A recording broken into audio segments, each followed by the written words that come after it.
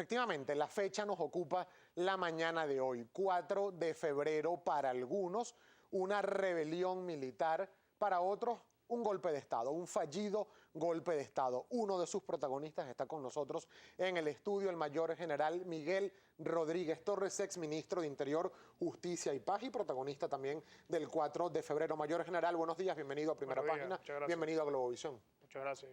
Gracias por la invitación. Hay muchos temas, general, que uno recordando la fecha, y vamos a hablar de varias cosas, incluso de la política actual a lo largo de la entrevista, pero me gustaría empezar a propósito de lo que es esta fecha 4 de febrero, repito, como decía al principio, significativa para muchos venezolanos, para unos una rebelión militar, para otros sencillamente un atentado al hilo constitucional en Venezuela. ¿Cuál es su balance?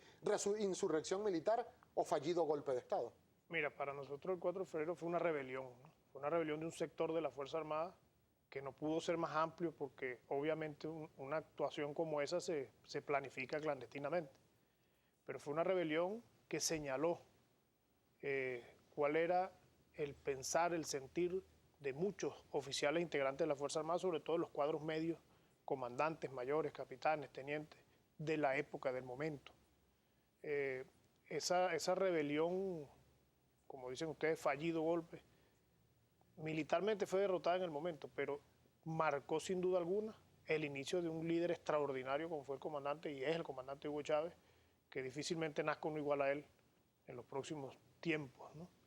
Y dio inicio o abrió los cauces a iniciar una gran cantidad de transformaciones en el país que hoy por hoy todavía tiene mucho por hacer, ¿no? Ahora, general, esto tuvo una génesis, la planificación de este golpe de Estado, la intentona golpista o insurrección, rebelión militar, como usted la denomina. ¿Cómo fueron estas raíces del Movimiento Bolivariano Revolucionario 200? ¿Cómo llega Miguel Rodríguez Torres a este grupo?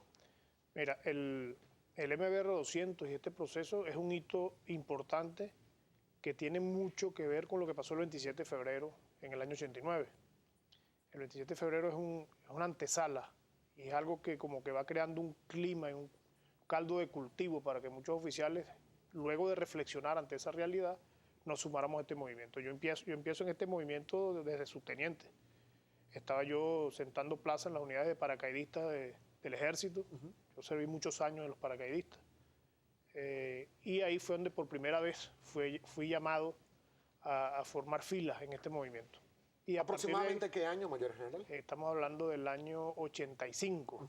El año 85. Ahí empiezo yo a asistir a algunas reuniones, conocí a algunas personas. Habían varias ramas de conspiración. En Venezuela creo que ha sido permanente la conspiración en este país. Y, bueno, ya estaban los grupos de izquierda en la clandestinidad. Correcto.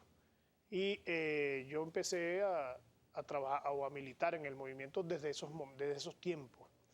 Le doy mucho más fuerza posteriormente cuando llego al grado de capitán, que seguía todavía trabajando en los paracaidistas. Yo hice, repito, mucho tiempo trabajé como paracaidista. Y ahí fue donde yo me juramento ya formalmente en el movimiento, empiezo a trabajar con más fuerza y se presenta el 4 de febrero, siendo yo un oficial paracaidista y en ese momento haciendo curso de infantería en Caracas. Claro, pero si usted dice que desde el año 85 ya habían reuniones para conspirar contra el orden constitucional en Venezuela o el establishment político establecido, no había ocurrido todavía lo del Caracazo en el año 89, es decir, ya estaban conspirando 4 años antes del Caracazo. Porque es que ya habían condiciones objetivas y subjetivas. ¿Cuáles eran esas condiciones? Mira, por ejemplo, la desmoralización que existía en la Fuerza Armada Nacional del momento. Los oficiales veían cómo se pretendía entregar nuestras riquezas, pues, ¿no?, a otras grandes potencias. Nosotros veíamos la inmoralidad de nuestros superiores, que hoy por hoy eso es una realidad que ha ido transformándose en lo que es la interacción de la superioridad con los cuadros subalternos de la Fuerza Armada Nacional. Yo, por ejemplo, recuerdo aquella experiencia de Blanco Ibáñez uniformada dando órdenes a generales y a coroneles durante el desastre del Limón en Maracay. Yo lo viví, lo presencié, no es que me echaron el cuento. ¿Usted fue testigo presencial? Fue testigo presencial de eso. ¿Cuando se uniformó? Yo era oficial de paracaidista y estaba asignado a ese sector del Limón cuando hubo el desastre en el Limón. Entonces hay una cantidad de situaciones reales y de una pobreza extrema que un oficial es un termómetro perfecto para entender esa realidad. Mira, cuando nosotros estamos presos, el general Ochoa Antich me preguntó en una oportunidad que de dónde sacaba yo tantas ideas políticas.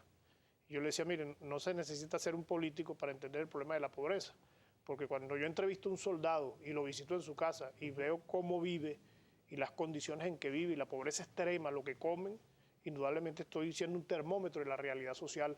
Y en ese momento la realidad de pobreza en Venezuela era una cosa de verdad abrumadora. El día 4 de febrero específicamente, el día de la rebelión militar, del fallido golpe de Estado, ¿qué le tocó ejecutar a Miguel Rodríguez Torres? Yo participé aquí en Caracas, ¿no? A mí me correspondía lo que era bloquear la entrada y salida de unidades militares a la casona, a la residencia presidencial. Esa fue mi labor el 4 de febrero, mi acción, el 4 de febrero, con el batallón de paracaidistas José Leonardo Chirino. O sea, era mi misión. Nosotros tenemos que hacer, por razones de tiempo, mayor general, una breve pausa. Pero para el regreso, a propósito de estas condiciones que usted señalaba, me gustaría preguntar y hacer un análisis de la situación actual del país, las condiciones que actualmente hay en Venezuela. ¿Hay posibilidad de que se repita un golpe de Estado en Venezuela? Y por otra parte, hay quienes hablan de, cuando se analiza la intentona del golpe de Estado del 4 de febrero o la rebelión militar, como la llaman sus protagonistas, ¿hay golpes buenos y hay golpes malos? Al regreso, por favor, su respuesta. En pocos segundos venimos con más de Primera Página. Miguel Rodríguez Torres,